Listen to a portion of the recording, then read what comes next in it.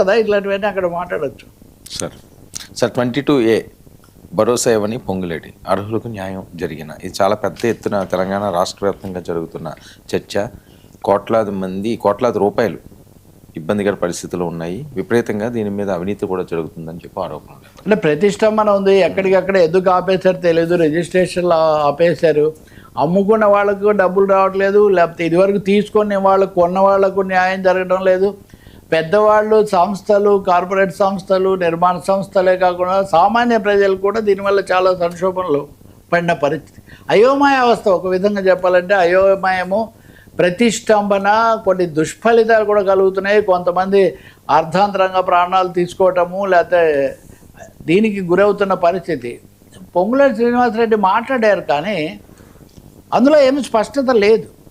ఆయన చెప్తుంది ఏంటి, నేను అధికారులకు చెప్పాను, ఎవరిని ఇబ్బంది పెట్టవద్దు అన్నాను, గతంలో ఉన్నవి కొనసాగిస్తున్నామే కానీ మేము కొత్తగా ఏం చేయలేదు, వెంటనే ఈ జాబితాలు ఖరారు చేయమన్నాను. ఇవన్నీ కూడా దీన్ని ఏదో ఆపేస్తాము, కార్యాచరణకు సంబంధించిన అంశాలు ఏం లేవు, అన్నీ ఇంకా కొనసాగుతుందని.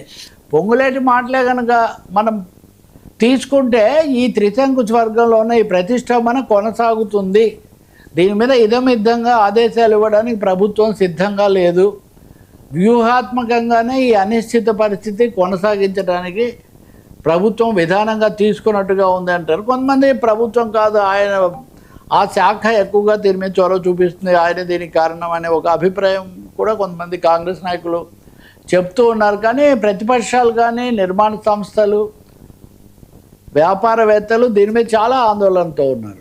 బహుశా నేను ఈరోజు గుడ్ న్యూస్ అని పెట్టారు చాలామంది, పొంగులేటి గుడ్ న్యూస్ అది ఇదంటే కొంచెం ఏమైనా రిలీఫ్ ఇచ్చే మాట చెప్పారేమో అనుకున్నా. కానీ అదంతా చూస్తే మళ్ళీ మామూలే, చేస్తాం, చూస్తాం, పరిశీలిస్తాం అనే పద్ధతిలో తప్ప ఈ తొలగిస్తున్నాము, నిర్ణయం తీసుకుంటున్నాము, ఫలానా వరకు మేము చేసేస్తాము, ఇట్లాంటి హామీలు వేరుగా ఉంటాయి కదా.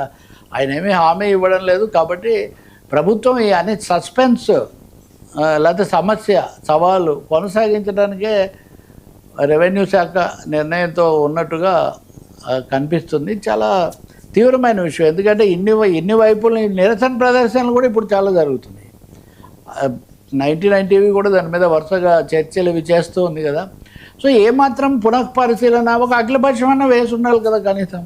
అలాగే నిర్మాణ సంస్థలు, లేకపోతే బిల్డర్స్ అసోసియేషన్లు, రియల్ ఎస్టేట్ కంపెనీలు, రైతు సంఘాలు, రాజకీయ పక్షాలు చర్చించవచ్చు. ఎవరితో చర్చించకుండా ఏకపక్షంగా ఇదే పద్ధతి మేము కొనసాగిస్తామని ప్రతిష్టంభన ఎందుకు చేస్తున్నారు అంటే దీంట్లో కొన్ని ప్రయోజనాలు ఉన్నాయి, కొన్ని శక్తులు ఉన్నాయనేటువంటి ఆరోపణ అనివార్యంగా వచ్చేస్తుంది.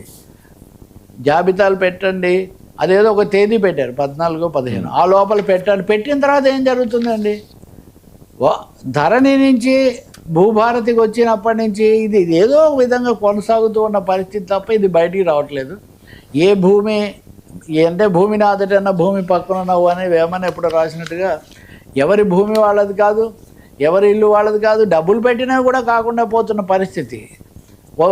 ఏమనాలి, కంట్లో నలుసుంటే కన్ను తీసేయకూడదు అన్నట్టుగా సమస్యను వదిలేసి సమస్త ప్రజానీకాన్ని కూడా ఇబ్బందుల్లో పెడుతున్న పరిస్థితి ఇక్కడ కనిపిస్తుంది. దానికి హామీ దొరకలేదు. అది నేను ప్రత్యేకించి చెప్పదలుచుకుంది. స్పష్టంగా డూస్ అండ్ డోంట్ ఇంతవరకు మేము చేస్తాము, మిగిలిన ఈ కొద్ది వరకు సమస్య అంటే అది వేరే, అది చెప్పడానికి సిద్ధంగా లేరు. మొత్తం